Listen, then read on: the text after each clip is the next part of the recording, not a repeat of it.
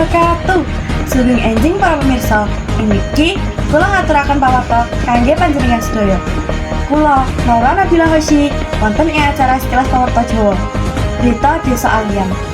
Masyarakat Desa Alian, Kecamatan Togo Jambi, Kabupaten Banyuwangi nindakaken tradisi sakral kebon alian ing dinten Minggu 29 Juni 2020 bulan Suro.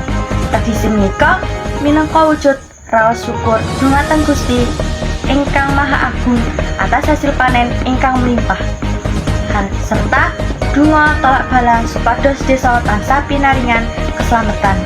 Wonten ing ritual menika sawetara warga kahanipun kesurupan leluhur lan tumindak kados kebo.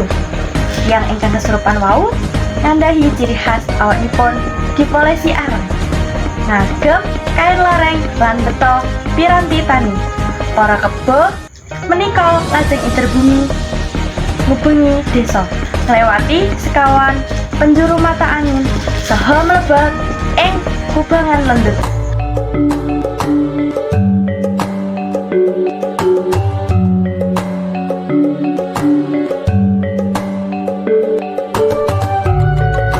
Tradisi kebon alian punika minangka warisan leluhur ingkang kedah dipunlestarekaken. Menika boten namung ritual agraris, nanging ugi sarana ngratekaken tali silaturahmi masyarakat alian. Ngendikanipun salah satunggaling tokoh adat.